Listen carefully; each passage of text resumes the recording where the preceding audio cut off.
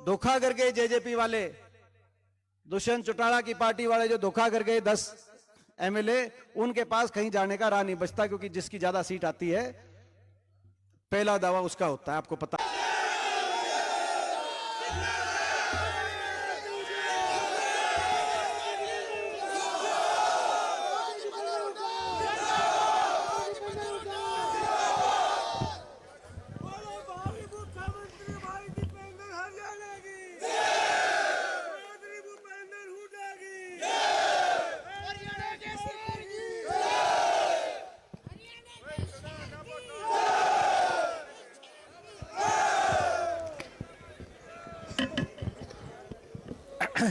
राम राम जी सबको।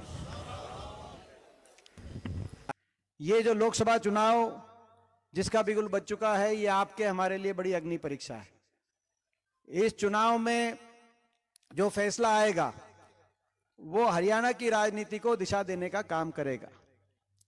हरियाणा में निश्चित तौर से आज पूरे प्रदेश में बदलाव का माहौल है, बदलाव का वातावरण है। जहां भी आप भी जा रहे हो, जहां हम भी जा रहे हैं, पूरे प्रदेश के अंदर आज कांग्रेस पार्टी की हुड्डा साहब के नेतृत्व में, चौधरी उदय भान जी की अध्यक्षता में कांग्रेस पार्टी की तरफ पूरे हरियाणा प्रदेश के हर वर्ग का, पूरे प्रदेश का आज रुख है। आपकी लोग सरकार बनाना चाहते हैं। पिछली बार भी पिछला जो चुनाव था, पिछला जो लोकसभा चुनाव था, वो आपको जो नतीजा आया उसका प्रभाव पड़ा आपको लोग विधानसभा चुनाव में। अगर वो आपके पक्ष का नतीजा होता तो पिछली बार भी आपकी सरकार, आप अंदाजा लगा सकते हो कि ये जो सरकार बनी है, खट्टर सरकार हरियाणा में, खट्टर दुष्यंत सरकार दोबारा से, ये सरकार लोगों के विश्वास से नहीं बनी। 2019 में दोबारा सरकार जब बनी है, लोगों से विश्वासघात करके सरकार बनी हुई है। लोग इस सरकार को दोबारा नहीं चाहते थे।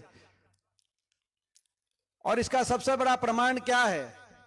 इसका सबसे बड़ा प्रमाण यह है कि जब 2019 में लोकसभा चुनाव में बड़े बहुमत से बीजेपी जीती, पूरे देश में जीती, हरियाणा में 10 सीट आ गई, और खास तौर पर रोहतक की सीट जब आई इनकी, तो उसके बाद इनका मनोबल बहुत ऊपर चला गया और हमारा मनोबल थोड़ा नीचे चला गया। सही बात कह रहा हूं ना? और तब इनने नारा दे दिया 75 पार। लोग नहीं थे इनके साथ। इनकी प्रदेश की सरकार से लोग पिछली बार भी दुखी थे। 75 पार के नारे की लोगों ने हवा निकाली। 40 पे बीजेपी रुक गई। सरकार और पार्टी दो चीज होती हैं। अगर लोग सरकार के कार्यकाल से खुश होते तो सरकार के मंत्री जरूर जीतते। जब 2009 में हुड्डा साहब के नेतृत्व में कांग्रेस पार्टी की सरकार रिपीट हुई थी, तो 2 को छोड़ के हमारे सारे मंत्री बड़े बहुमत से साथ दोबारा जीते, क्योंकि लोगों को उम्मीद थी कि ये और काम सरकार अच्छा करेगी। और यहां पे खट्टर सरकार में 14 मंत्री थे।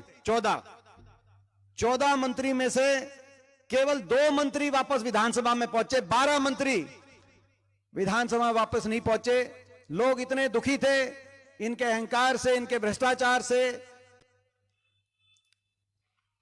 इनकी नाकामी से। इन्होंने प्रदेश में कोई काम किया नहीं था। 14 में से 12 मंत्री वापस नहीं पहुंचे थे। रोहतक के जो इनके मंत्री थे, वहां से आपने भारत भूषण बत्रा जी को विधानसभा में भेजा। बादली में एक मंत्री थे, वहां से कुलदीप वत्स गए। सोनीपत में इनकी एक जो हमारी बहन मंत्री थी, वहां से सुरेंद्र पवार जीत के गए। इसराना से जो इनके एक मंत्री थे, ट्रांसपोर्ट मंत्री, वहां से बलबीर वाल्मीकि जी जीते। महेंद्रगढ़ से रामविलास जी जो मंत्री थे, वहां से राव दान सिंह जीते। तो नारनौल से जो वित्त मंत्री थे, वहां से आपको पता नारनौल का भी क्या रिजल्ट रहा था। 14 में से 12 मंत्री हार गए। एक सरकार होती है और दूसरी पार्टी के अध्यक्ष थे सुभाष बराला, उनकी जमानत भी नहीं बची। लोग अगर 75 पार दोबारा बीजेपी के चाहते हरियाणा में, 40 पे सुई रुक गई, सरकार भी हार गई, पार्टी भी हार गई, और कांग्रेस और बीजेपी में 3900 वोटों का फर्क था। 3900 वोटों का 2019। अगर 3900 वोट कांग्रेस पार्टी की हमारी ज्यादा आती प्रदेश में, 39 वोट तो गांव की होती हैं, तो कांग्रेस की 36 सीट आती और बीजेपी के 35 सीट, ज्यादा हमारी आती।